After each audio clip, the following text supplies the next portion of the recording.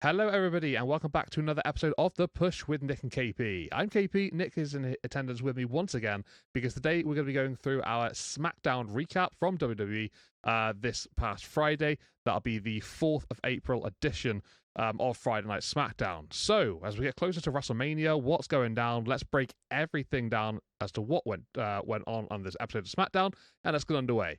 So, contrary to what is on the screen right now, we did open the show with CM Punk, cutting a bit of a promo from a personal standpoint, saying that how he isn't supposed to be anywhere he goes in life, basically. This would really lead into a later segment in the show, but just a general gloss over of what happened was basically he referenced the European crowds, compare them to that of the Chicago crowd, where they are on this episode of SmackDown. Paul Heyman will come on down, interrupt CM Punk, and would enter the ring before asking another favor from him, which is to tell him what the favor is that Punk is owed.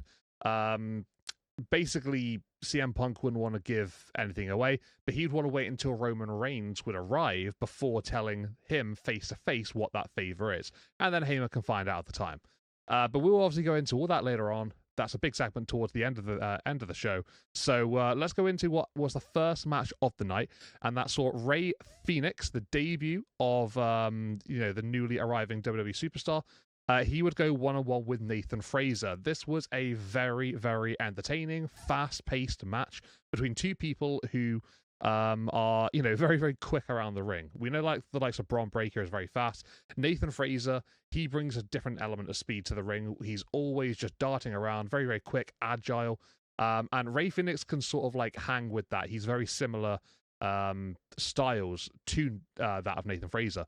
These guys had a tremendous match to kick off Rey Fenix's career in WWE and to showcase what Nathan Frazer can do, the NXT superstar, one half of the NXT Tag Team Champions, with his fellow Tag Team champion Axiom. But yeah, it's basically just a nice way of getting Rey Fenix started, but also showcasing what Nathan can do. And these guys really sort of helped each other out here. There was a lot of nice spots during the matchup. Rey looked pretty strong throughout the entire contest. Nathan Frazer had moments of brilliance throughout as well. And it was just a really fun, energetic, fast-paced start to Friday Night SmackDown. And it was a good way to get Rey Fenix involved as well. So as to how he's going to, progress in his WWE career, we have seen Penta on Raw absolutely killing it since he's arrived. So now we're going to basically have all eyes on Rey Fenix to see how he can adapt to the WWE landscape and see if he can do exactly what Penta can do. But we'll see how things go. This was a very, very good start from him, though, and it was nice to see Nathan Frazer get an opportunity on the main roster as well. The second match of the night would be LA Knight. He would go one-on-one with Tama Tonga. Solo Sikoa at ringside for this one. And obviously this stems from the previous few weeks on Friday Night SmackDown. LA Knight not really being able to get away from the whole bloodline situation with the likes of Jacob Fatu being in the conversation for the US Championship. Again, we'll talk about that a little bit later on. But this was an opportunity for LA Knight to basically stamp some dominance and assertiveness here over Tama Tonga, and to basically just take a swipe at the bloodline. So LA Knight picks up the win in the end, defeating Tama Tonga. No real shocks or surprises here. Pretty standard match. I don't think there's anything really too special to mention here. But LA Knight continuing to look pretty strong as the US champion. He'll have other things to deal with very, very soon that we will discuss later on in this podcast. But for now, LA Knight with a win, as you would expect. And pretty standard performance from LA. We then go into a promo face-to-face in the ring between Tiffany Stratton, the WWE Women's Champion, and Charlotte Flair, the Royal Rumble winner, the woman who's going to challenge Tiffany at WrestleMania. So I put down on my notes here, initially, it was a very awkward back and forth face-to-face for the majority. So Charlotte still, to me, feels like she's levels above Tiffany. That really was apparent in this particular face-to-face here. I think Tiff had some very good moments here on the mic, and I think Charlotte felt maybe a little bit taken aback by that. Perhaps maybe a little intimidated, perhaps maybe a little bit, I don't know. I don't know what the word I'm looking for here is, but she's basically just, maybe she felt a bit threatened by what Tiff was able to do.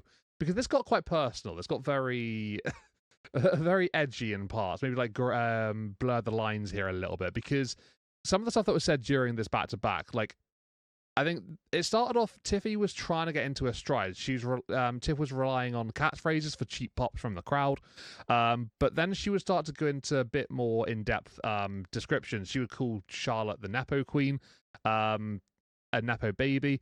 But after WrestleMania, Tiffany would claim that Charlotte wouldn't be the queen of stuff. Let's put it that way. Tiff would bring up Charlotte's personal life and failed relationships, saying that she's 0 to 3, before she would leave the ring, literally ASAP after finishing that sentence.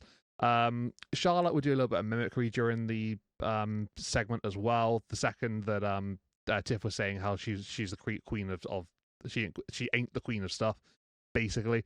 It just felt very, I don't know, defense mechanism type stuff from Charlotte Flair, and she's basically just trying to I don't know, just nullify what Tiffany had said and try and brush over it, try and just gloss over it and try and forget what's even happened, try and put the attention back onto her, even though the crowd was very, very much with Tiff for this entire segment. I don't think Charlotte really liked that. But after the whole 0 to 3 nonsense toward the end, the personal stuff getting a little bit higher, Charlotte would then fight back with basically saying, then why is Ludwig in my DMs? That was the last thing that was said between these two in this particular segment that we could hear. It just felt a little awkward. I think Tiff had a much better showing than recently. It's not saying much because she hasn't been put terrifically well in this particular feud so far. But it was nice to see her sort of like trying to fight back, showing some sort of fight, because Charlotte has been sort of burying her on the mic each week. So I feel like this is a bit more of a closer situation that we want to see. But I still feel like Charlotte, I don't know, maybe she just thinks she's above this for some reason. That's just the vibe I get. I don't know what you think, Nick, about this whole situation. I'd like to hear your thoughts in a few minutes about all of this. But it does feel like she's above Tiff, like in her mentality. So that's quite interesting. But yeah, a little bit of a extra depth to Tiffany Stratton. I liked that. Maybe a little bit too personal. Who knows? Apparently they went off the script quite a bit in this one. It's fascinating regardless. It's very interesting. But yeah, maybe these two really do not like each other after all. We would go into our next match of the night after that promo segment, and that would be Motor City Machine Guns going up against DIY. This would be a number one contenders match to determine who would be the new challengers for the Street Profits WWE Tag Team Championships. And in the end, MCMG would get the victory over DIY, thanks to an exposed turnbuckle. So earlier in the match, the turnbuckle would get exposed. Tommaso Ciampa would actually collide headfirst with that exposed buckle, and that would allow MCMG to get the roll up and to advance on to challenge the Street Profits for the WWE Tag Team Championships. As to when this match is going to happen, I don't think they officially said whether it's going to be WrestleMania, whether it's going to be I don't know, an episode on SmackDown in the build-up to WrestleMania. We've only got like 2 weeks left now, so there isn't really a lot of time to be booking title matches before the grander stage of them all. But I can see them possibly doing that. I'm not ruling out a multi-tag match for the Tag Team Championships. So it depends really when this match is going to take place. But Street Profits against MCMG sounds very, very good. I can't wait to have that matchup. Hopefully it's going to be a good contest between the two teams. This match was pretty decent. I didn't think it was quite as good as when they had their match at the Royal Rumble this year, the 2 out of 3 Falls match. But DIY and MCMG always, elevating each other up, building each other up to that next position. And I thought this was a nice matchup between the two teams. MCMG makes sense after DIY have obviously been in that title picture recently. So MCMG, the slightly more fresher of the two teams, I guess, in the title picture. But yeah, I think it's probably the right result here. And looking forward to that matchup for the titles. With you, Nick, though, what did you think about this SmackDown? High energy, high pace at the start with Nathan Fraser and Rey Fenix. And then LA Knight looking strong, as he has been recently. What about that in-ring face-to-face between Tiffany and Charlotte, and then MCMG become the number one contenders? Yeah, quite an action-packed SmackDown so far. And on paper, this SmackDown didn't really grab my attention much. Didn't, aside from the debut of Phoenix, didn't really leave me excited. But just to go through segment by segment, Chicago's ovation did rival that of the European crowds, and as they typically do, they showed up. Minneapolis has their hands full on Monday with kind of carrying that crowd momentum that we've seen for a few weeks now. So we'll see if they can continue that. Yeah, but basically, promo was to promote the segment at the end of the show. So yeah, I think WWE saw an opportunity to have two entrances for Punk, and Chicago would be obviously all for that. Ray Phoenix's debut versus Nathan Frazier. Yeah, I think Frazier was definitely feeling the spotlight a little bit. Very uncharacteristic of him from everything I've seen from him on NXT. But regardless, I think that's just bound to happen when you move as fast as these two do. This would be my first experience seeing Ray Phoenix. Obviously, I've mentioned before, but don't watch anything outside of WWE.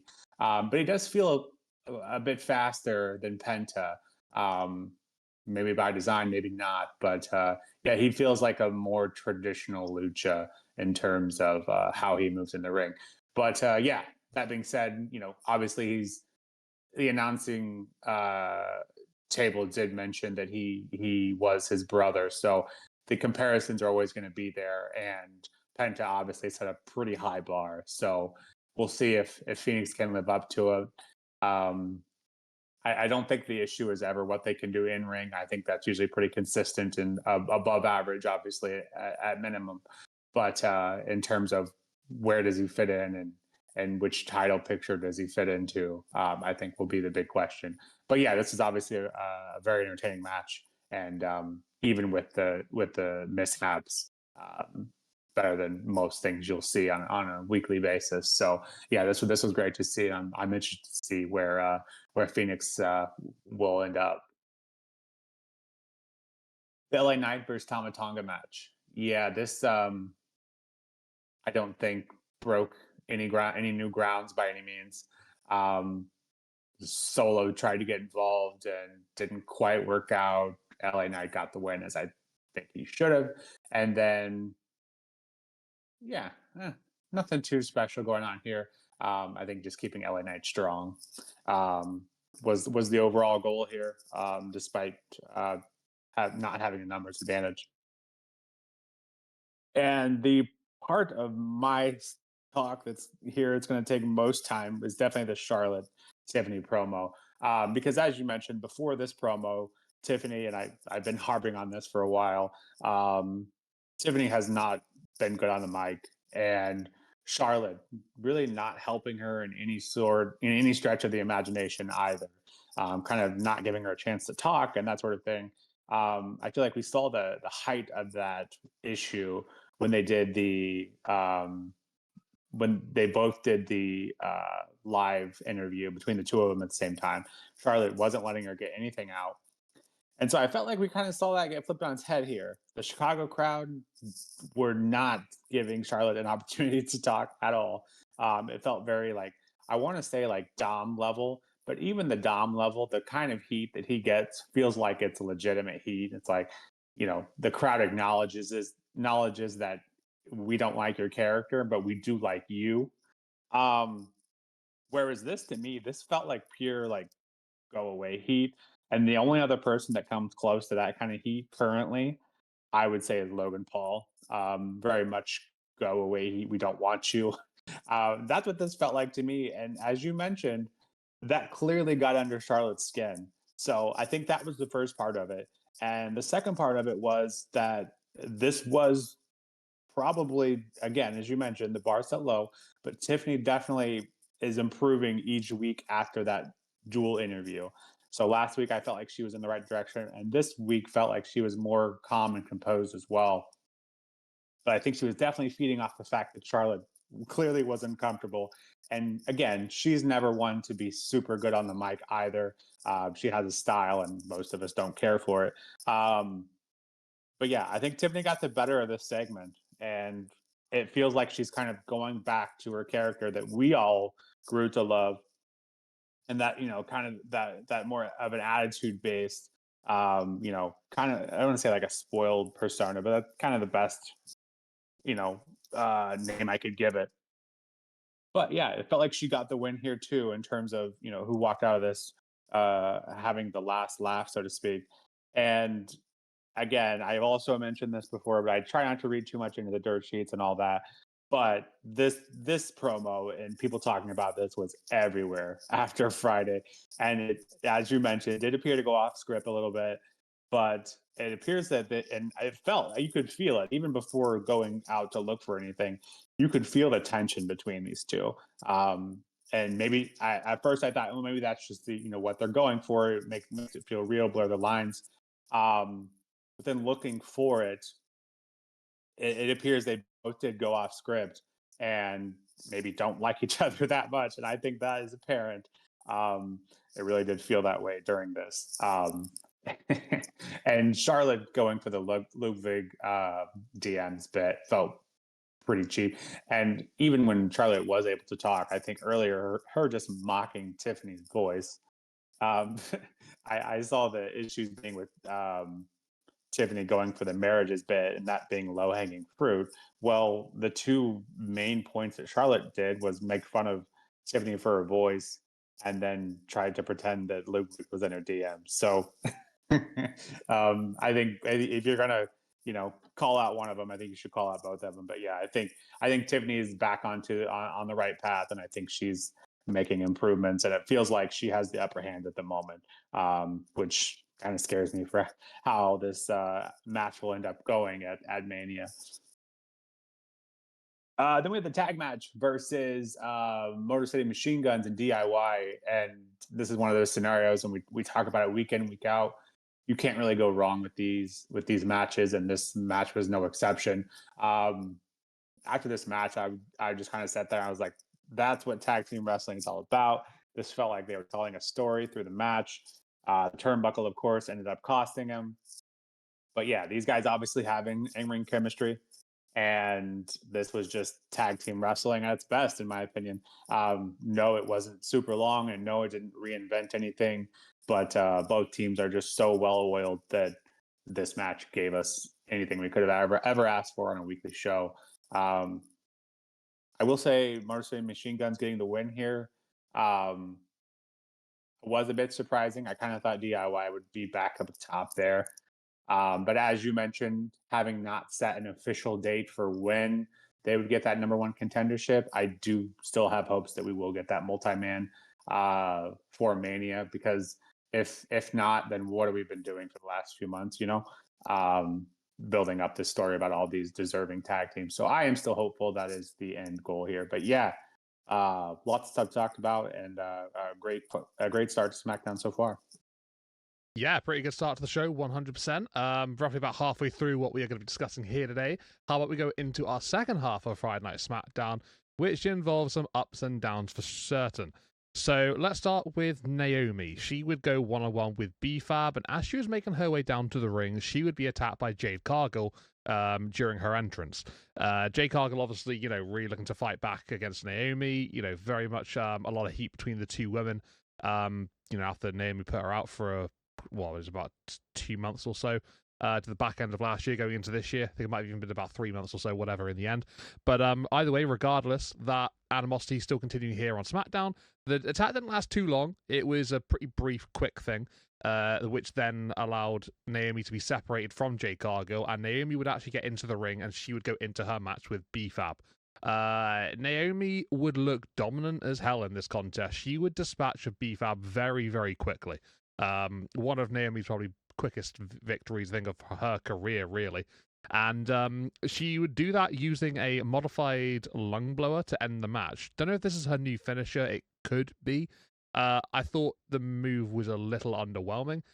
Maybe she didn't quite get the full connection that she was looking for. But regardless of that, hoping if she is going to continue with this move to end matches, that it's going to look a bit better than what it did against B-Fab, because I wasn't too impressed by this move that she. I'd like to say, I don't know if it is a finisher, so I'm not going to call it the finisher just yet. Maybe it's just because it was B-Fab and she's not like the strongest of competitors, like she's not the biggest of names. I don't know. We'll have to obviously look at and wait and see what happens in Naomi's future matches. But either way, really quick, dominant fashion.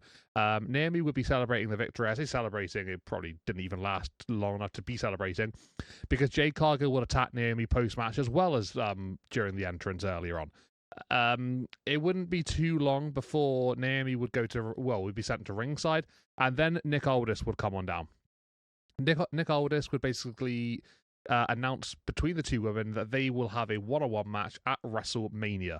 So I think most of us did expect this was going to be the case, was going to happen, and it's now obviously officially decided. Naomi versus Jade Cargill at WrestleMania. And quite an interesting fact about this one, this is the first women's match in history at WrestleMania that isn't for a championship in a one-on-one capacity, which is quite crazy to me. It's taken 41 years of WrestleMania to have a non-title match for a women's one-on-one match. That's kind of crazy, and I think we'll probably be hearing a bit about that maybe going forward as well. But yeah, I guess another glass ceiling been broken here between these two women. I'm looking forward to the match. Naomi's putting in some very good work recently. This proceed with caution stuff that she's been doing, I'm really enjoying it. And then Jade Cargill, she's back with a vengeance, looking to bring it to Naomi. It should be a very, very good and heated contest. I'm really looking forward to it. We would then go on to a pretty disappointing, but for a fan-based point of view here, segment. So this would be Kevin Owens coming on down after Nick Aldis would basically just foreshadow, an incoming announcement that people probably aren't going to want to hear. And that was absolutely clear as day once Kevin Owens turned up, because it wouldn't take too long for him to basically say that he's been going through some issues with his neck recently. Back in January, he would have a match. He hasn't said what this match was, but basically he felt something in his neck, twinged, whatever, and he didn't really get it flagged as to what it was at the start when that took place. But ever since then, he's been sort of like back and forth with the doctors. Finally, this past week, managed to figure out what it was, and basically he requires neck surgery. So Kevin Owens is going to be out for a undisclosed amount of time. As to how long this is going to be, we have absolutely no idea, obviously undisclosed. But, we can only wish Kevin Owens the absolute best and, a full recovery as soon as possible. Hopefully we will see him in a WWE ring again. Obviously a neck injury can, it can be such a spectrum of pain and, seriousness within that particular injury. So all I can do is hope for the best for Kevin Owens, hope that it's not as serious as, some other neck injuries in the past have been. And I hope that we do see him competing in a WWE ring again in the next couple of years. That's all we can really hope for. But yeah, best wishes to Kevin Owens. As the announcement was made, Randy Orton will come on down, and they would have a little bit of a stare down on the apron, possibly a bit of respect towards each other in that particular moment. Kevin Owens would walk to the back, and Randy Orton would get into the ring. He would then be told by Nick Aldis that he will not be having a WrestleMania match because obviously Kevin Owens is now injured. So, understandably, that is the harsh reality of the situation. Randy no longer has a WrestleMania match as things stand. Randy not taking too kindly to this information. He would have known it already, but it's the Viper. You can only say so much to him before he's going to do something, and he would hit an RKO out of nowhere on Nick Aldis to end the segment. So yeah, absolutely gutted, absolutely devastated that Kevin Owens is injured, one of my favourites. And yeah, I really do hope that he recovers and we do see him competing in a ring. Well, just that, I guess that's just it really. I hope we do see him competing once again. Then we go over to a pretty crazy and brutal last man standing match. This would be a number one contenders match for the United States Championship held by LA Knight. We saw him competing earlier on in the show against Tama Tonga. So who would become the number one contender for the United States Championship? Would it be Jacob Fatu or Braun Strowman? After a pretty hellacious match between the two men, this feud obviously has been going on for quite some time now. Very, very heated, personal. Lots of animosity between the two men.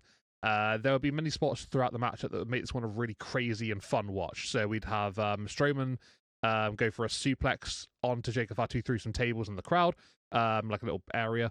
There'll be both men going through the barricade at ringside, classic one there. Fatu would tackle Strowman into a table in the ring, it's sort of like in the corner. You can see on the photo there in the bottom corner on the left. And that would actually set up for the victory. So as the two men would basically go through the table, Strowman getting the full front of the offense there, Jacob Fatu would just about get back up to his feet just to meet the count of 10. Braun Strowman not quite quick enough. I think he probably got up at about an 11, perhaps, maybe. So Jacob Fatu winning the matchup, becoming the number one contender for the United States Championship. He will go one-on-one with LA Knight for that US title. And I think they did say that will be at WrestleMania, if I'm right. Correct me if I'm wrong, Nick, in a minute, please. But I think that's what they said. But yeah, really, really fun match. This one, like I said, so many good spots. Made this one very entertaining to watch. Brutal. And yeah, I think Jacob Fatu probably is the right call here. Obviously, Braun Strowman going one-on-one with Knight last week. That was interrupted by Fatu and the Bloodline. But yeah, I think this should be good. I'm really looking forward to it. Jacob Fatu one-on-one with LA Knight. At the moment, not entirely sure how that one's going to take place, but we'll obviously see what happens the next couple of weeks before we go into that one. But yeah, I think this is the right call. And maybe we even get Jacob Fatu as a singles champion in WWE come WrestleMania. Who knows? Then we were going to our main event. So as I mentioned earlier on, we had CM Punk in the ring, and he would refuse to basically say what his favor was until Roman Reigns would show up. So Roman Reigns has arrived. He's in the ring. He's ready to hear what Punk has to say.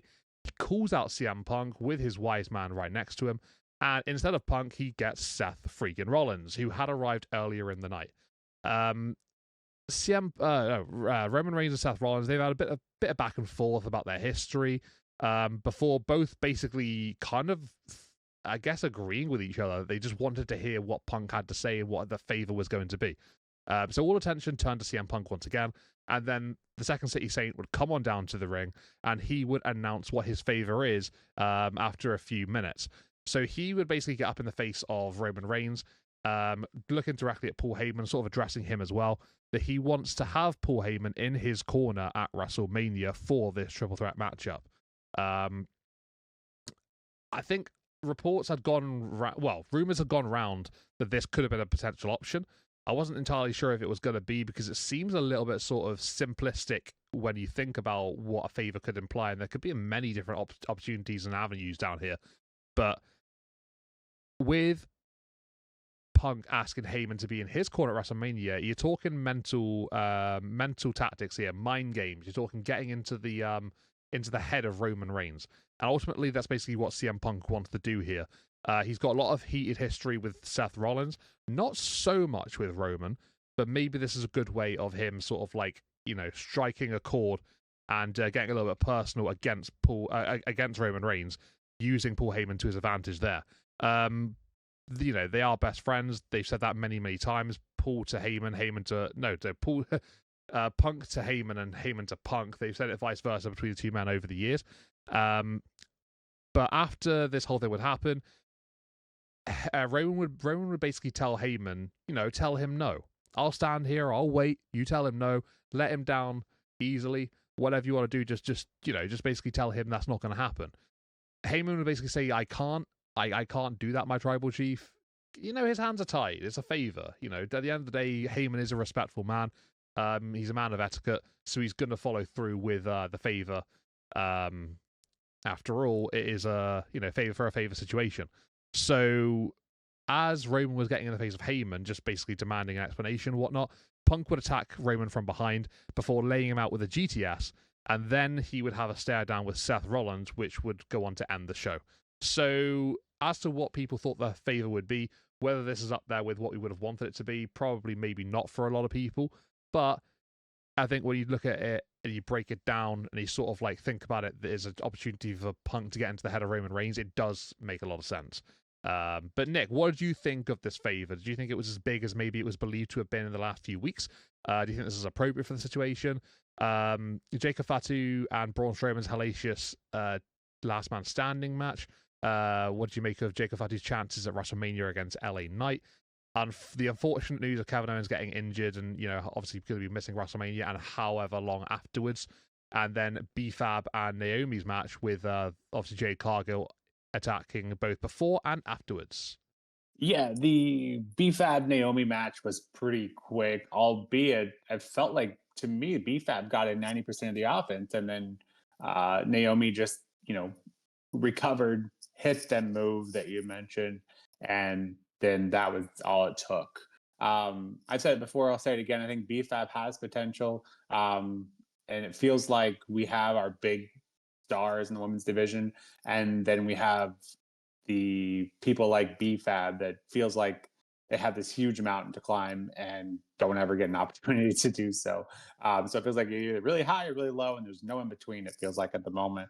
But I do think BFAB has potential. That being said, obviously the real takeaway here was finally getting that announcement. I have no idea why it took so long, but getting the announcement that Naomi and Jade would be at WrestleMania. Um, yeah, it's again, and not to come off as a broken record, but I have no idea how they're going to book that. The dynamic, the heel face dynamic between these two has been interesting to say the least. I think Naomi's doing the best work of her career, in my opinion. Um, and granted, most of the time she's been pretty much the same character, or at least for a very long time. And just seeing something different from her and proving that she can, do it has been impressive in itself. So I feel like they kind of put themselves between a rock and a hard place. I'm sure they can make it work, but yeah, really looking forward to that contest at Mania, and them breaking the glass ceiling is great to see. The Kevin Owens promo was strange to me. Obviously, there's no easy way to go about doing that in that scenario. We've seen it done before, and to me, the way it came off, it felt like it was a work. I don't know if anyone else had this kind of process seeing this, but yeah, this was strange because of the way he came out. I know it's not his strong suit, but it felt kind of insincere to begin with. I'm sure he's fighting emotions with it himself. But then to have Randy Orton come out and kind of, I think you called it maybe just a sign of respect, but for him to come out and just kind of walk past him as to, in that moment, it felt like, okay, Kevin's going to jump off the ring apron here and attack Randy. Like it felt like it was very, I was sure he wasn't going to do that, but it felt like that was a possibility because the promo before just didn't feel super sincere. And comparatively speaking, like when Edge and Daniel Bryan kind of announced their injuries, it was very heartfelt. You could tell they were fighting demons. This one didn't have that feel to it. So, if you know I haven't seen any signs that tell us this isn't real, and I don't feel like this is something they would joke about, or play in a storyline. But it just didn't feel very sincere, and then having Randy come out there just to RKO Nick Aldis, obviously out of frustration, but it was a weird segment. I guess is my overall talking point there. But yeah, unfortunately, Randy now without an opponent, and we'll see. I think Sami Zayn is free. I think you could maybe argue that he could maybe fit in there. I can't imagine Randy's going to be without a match at all at Mania now. I feel like they'll put something together. I could be wrong, but yeah, I maybe Sammy could say, well, Kevin couldn't live up to it, but maybe I could. I think that maybe could work. Braun Strowman and Jacob Fatu. This was similar to the tag match earlier. This was just this is exactly what you want from these two guys, and this feels like the match we've been flirting with for weeks and weeks and weeks. These two always going at it and getting cut short, or what have you. Even when their matches were full blown, it didn't ever quite seem to live up to the expectations, at least that I had. But this one did. This was just two men um, going at it. And I think the best part of this match is no one walked away looking weak. You could argue that maybe Jacob Fatu is a little too strongly booked, because even when Braun, for instance, threw him off when they went through the table, and Braun hit him through the barricade, and he threw him through the chairs at the very beginning of the match, or it might have even been before it started. Regardless, they wasted no time, and even through all that, Jacob always felt like he was getting up exactly at the right time, or even a few times before Braun, even though he was the one that put out the move, and Fatu was the one the move was performed on. So I think you could maybe argue that a little bit, but obviously both men walking away here looking pretty strong. Strowman still getting up, just not quite able to beat that 10 count. So I think this accomplished what it needed to. I don't think Strowman has anything to hang his head on, but I think Fatu obviously was always going to be the choice for LA Knight. And yes, that was announced to Mania. You were correct on that. Um, what a match Fatu and Knight will be. Unfortunately, I think LA Knight has his work cut out for him. Um, I don't see Fatu. The only way I see Fatu losing that match is if the Bloodline, Solo, and the likes get involved. It's the only way I see him losing that match. But regardless, should be a great match, and I will have no problems with Fatu getting a title. He's been a dominant force ever since making his appearance. The favor heard around the world, I suppose. This felt a bit lackluster for me. I appreciate what they've done and all the hype they've used for it. Um, in the grand scheme of things, though, this felt like this didn't need to be built up for as long as it did. If this is in fact the end all be all favor, um, I suppose the biggest takeaway for me here is kind of as you alluded to was this kind of helps build a rivalry between Punk and Roman. As you mentioned, their history isn't quite as lucrative as the one between Rollins and him. But, which by the way, I just wanted to know, shown there on the picture, Rollins kind of just cackling in the background, doing what he does best. But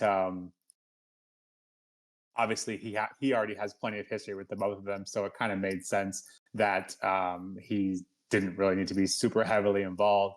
Although it does kind of feel like he's always kind of the last thought, because similarly to how that took place last year in the Cody and Roman, he kind of got the short end of the stick, if you will. But a thought crossed my mind as I was watching this, and Seth being so composed compared to how he was the week before, kind of has me thinking, does Seth have something up his sleeve in terms of this Paul Heyman bit? Because obviously the obvious answer here is that Punk is attempting some mind games with Roman, and Paul Heyman is kind of stuck in between the two of them. But and maybe I'm reading too much into this because I have too much time on my hands to think about wrestling. But it feels like that maybe Seth, compared to how he was last week when he was super frustrated with the whole situation, I wouldn't rule out the fact that he maybe has something up his sleeve. Maybe he has something brewing with Paul Heyman as well. At least that was my takeaways from that. But yeah, obviously super emotional. They put this on the main event for a reason, and I'm really looking forward to that one. But yeah, overall, SmackDown, crazy. It's insane to me how much we go from one extreme to the other. A couple weeks ago, we were talking about what happened to this huge Mania push. Every show was hitting on all cylinders, and then we had a couple shows we were like, okay, well, maybe they went too fast, and they really slowed things down. We get these pointless matches that don't mean anything. But then this week with Raw and SmackDown, and this SmackDown in particular, again hitting on all cylinders and back to full steam ahead. So this was obviously a very enjoyable SmackDown, but those kind of lulls that took place in between frustrate you a little bit, considering the mid card titles and the lack of direction. Still, just like that, we're down to 2 full weeks, and there's only so much you can do. And even some of these, like they announced the tag titles next week, and the way they just announced the U.S. title, or excuse me, the Jade and Naomi bid, just felt like we could probably do these a little better than rush through them. But regardless, yeah, 2 weeks left, and the SmackDown was the best we've had in a while, and I felt like the Raw was kind of up there as well. So overall, I give this SmackDown a 9 out of 10. Really can't complain about too much that in terms of what we got. So everything is building up. The stuff that we are getting the build up for is building up quite nicely. And yeah, we got 2 more weeks to do it. So let's see what happens. Yeah, we've still got a couple of weeks. Things can still materialize, happen, change, whatever. So yeah, definitely eyes are on that tag team division, especially on SmackDown. See what goes on from here to there. But yeah, I think you made a good point. we have sort of like criticized SmackDown recently, and I guess just generally the WrestleMania booking in parts. I think this did help. You know, we've got a few, a couple more ideas, some clearer visions to what's going down.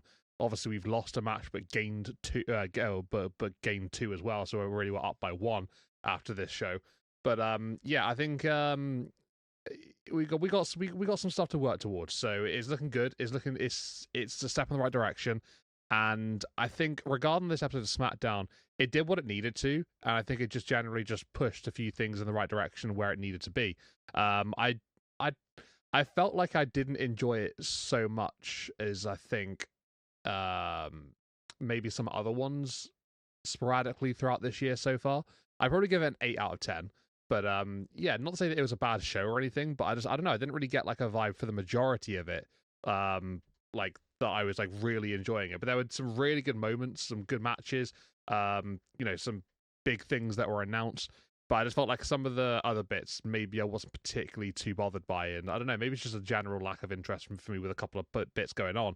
But yeah, I think it's I think we just need to keep on going. It's a long build to WrestleMania, so I'm not always going to enjoy things, but I think some things are really progressing really nicely, and then some things may be a bit too slow and a little bit too sort of like drips and drabs for my sort of taste. But no, it's just sort of like a generalized thing there. But yeah, I mean, we are literally on that road to WrestleMania. We're getting very, very close. 2 weeks to go.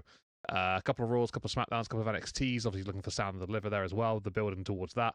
But I think, yeah, we're starting to get a really clear idea now. So just a couple of things just to sort out, just to iron out, and we'll go from there. But that tag team gauntlet match announced, yeah, I don't know how I truly feel about that. We'll have to see what happens and see if there's any twists and turns along the way there.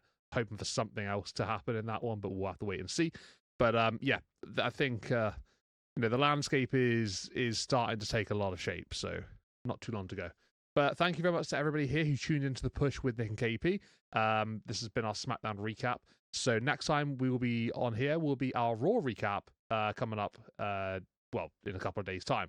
So thanks for tuning in. Hopefully you liked this one. If you did, let us know in the comments what you thought, whether you liked or disliked what we went through here today. Please hit a like on the video and subscribe to our channel to keep up to date with future content coming along soon. But for now, guys, this has been The Push with Nick and KP, and we'll see you all in the next one. Thank you very much, and goodbye.